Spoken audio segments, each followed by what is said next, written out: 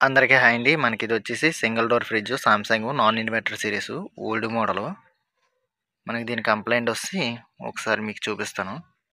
ఇగోండి మనకి fridge on చేసిన తర్వాత మనకి ఫ్రీజర్ అయితే కూల్ అవ్వట్లేదన్నారు. ఒకసారి మీకు చూపిస్తాను. లేదండి మన ఫ్రీజర్ అయితే ఎలాంటి కూలింగ్ లేదు. ఫ్రిడ్జ్ అయితే ఆన్‌లోనే ఉంది. సో, మనకి నాన్ ఇన్వర్టర్ సీరీస్‌కొచ్చేసరికి మనకి ఫ్రిడ్జ్ ఆన్ అయిన తర్వాత కొద్దిగా వైబ్రేట్ సౌండ్ గాని, చిన్న హ్యామింగ్ సౌండ్ గాని వస్తది. చిన్నది నాయిస్ వస్తది. మనకి ఇదేం రాలేదు. అంటే దీని కంప్లెయింట్ వస్తే మనకిదండి కంప్రెసర్ అయితే స్టార్ట్ అవ్వట్లేదు.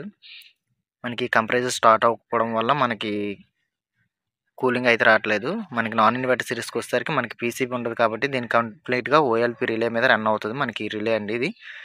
ఇది ఓఎల్‌పీ రిలే. మనకి సామ్‌సంగ్ వచ్చేసరికి ఒక కెపాసిటర్‌తో ఉంటది. కొన్నిట్లకైతే కెపాసిటర్ ఉండదు. మనకి ఇదని కాదు. ఇది మీకు చూపిస్తాను దగ్గర నుంచి. ఇగో మనకిది రిలే అంటారు దీన్ని. ఒకసారి ఇక్కడ ఈ హోల్స్ ఓపెన్ చేసుకొని మనకొకసారి వోల్టేజ్ చెక్ చేసుకోవాలి. చెక్ చేసుకుంటే ఇక్కడ పవర్ వస్తుందంటే 100% మనకి రిలే పోయినట్టు. ఎక్కువగా మనకు నాన్ ఇన్వర్టర్ సీరీస్‌లో రిలే కంప్లెయింట్స్ వస్తాయి. ఒకసారి మీకు నేను చూపిస్తాను. మన అమ్మీటర్ తీసుకొని ఒకసారి దీని వోల్టేజ్ చెక్ చేద్దాం. వోల్టేజ్ వస్తుందా రాలేదా అని. మనకిక్కడ వోల్టేజ్ రాకపోతే మరి వేరే కంప్లెయింట్ అవుతది. ఇక్కడికొకసారి మనకు పవర్ వస్తే కంప్లీట్‌గా మనకి రిలే కంప్లెయింట్ అయినట్టు. మనకి ఎక్కువగా రిలే కంప్లెయింట్ వస్తదండి. నాన్ ఇన్వర్టర్ సీరీస్‌లో. ఒకసారి మీకు కనెక్ట్ చేసి చూపిస్తాను. ఈ విధంగా కనెక్ట్ చేసుకున్నాం. మనకి అమ్మీటర్ వచ్చేసి మనకి ఏసీ పవర్‌లో పెట్టుకోవాలి. మనకి డైరెక్ట్ ఇది ఏసీ పవర్ మీద రన్ అవుతది. సో, ఈ విధంగా ఏసీలో పెట్టుకున్నాను. 600 వాట్స్ ఏసీ. సో, ఒకసారి ప్లగ్ పెడదాం.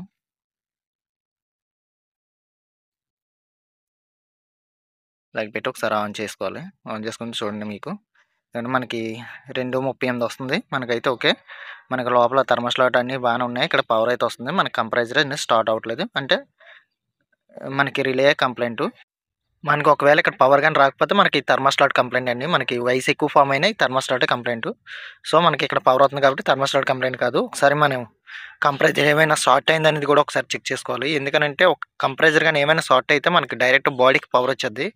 ఒకసారి మనం అమ్మీటర్‌ని కంటిన్యూటీలో పెట్టుకొని బాడీకి ఒక లైన్ కనెక్ట్ చేసి 3 పోల్స్ ఉన్నాయి కదా! అక్కడ కామన్, స్టార్టింగ్, రన్నింగ్ ఈ 3 పోల్స్‌కి కూడా ఒకసారి మనం చెక్ చేసుకోవాలి ఈ విధంగాన. ఒకవేళ బ్రజర్ గాని ఏమైనా వచ్చిందంటే మనకి కంప్రెసర్ షార్ట్ అయిపోయినట్టు. అలాంటప్పుడు మనం రిలే అయితే కనెక్ట్ చేయకూడదు. ఎందుకంటే మన బాడీకి కూడా పవర్ వచ్చేద్ది. సో, ఈ విధంగా కనెక్ట్ చేసాం. మనకి ఎక్కడ బ్రజర్ సౌండ్ అయితే ఏమి రాలేదు. సో, మన కంప్రెసర్ అయితే బాగానే ఉంది. మనకి రిలే కంప్లెయింటు. ఇది వచ్చేసి మనకి రిలే ఓఎల్‌పీ అండి. మీకు నేను చూపిస్తాను. ఇది వచ్చేసి మనకి ఓఎల్‌పీ అంటారు. ఇది మనకి కామన్ లైన్ కనెక్ట్ చేస్తాం. మీదనే 3 పోల్స్ ఉన్నాయి కదా! మీద పోల్‌కి ఇది కనెక్ట్ చేసుకోవాలి. మనకి సామ్‌సంగ్‌కి అయితే పైకుంటాయి. ఎల్‌జీకి అయితే కిందకుంటదది. చూసుకోండి. మనకి ఇదని కాదు ఏ కంపెనీ ఫ్రిడ్జ్ అయినా నాన్ ఇన్వర్టర్ సీరీస్ మనకి ఇదే కంప్లెయింట్ అండి. ఈ విధంగానే చెక్ చేసుకోవాలి. సో, మనకి రిలేకి ఒక లైను, మనకి ఓఎల్‌పీకి ఒక లైను ఈ విధంగా ఫిట్ చేసుకోవాలి. ఫిట్ చేసుకున్న తర్వాత ఒకసారి ఆన్ చేసుకోవాలి. ఆన్ చేసుకుంటే చూడండి మనకి కంప్రెసర్ అయితే స్టార్ట్ అయింది. మనకి వైబ్రేషన్ వస్తది. నాయిస్ వస్తది. చూడండి మనకి కూలింగ్ అయితే అవుతుంది. సో, మనకి ఫ్రిడ్జ్ అయితే కూలింగ్ అయితే అవుతుంది. మనకి ఇదే కాదండి నాన్ ఇన్వర్టర్ సీరీస్ ఏ ఫ్రిడ్జ్ అయినా సరే మనకి ఎక్కువగా వచ్చే కంప్లెయింట్ ఓఎల్‌పీ అండి. మనకి చూడండి ఫ్రీజర్ ఐస్ ఫార్మ్ అయింది. ఓకే అండి. Thank you.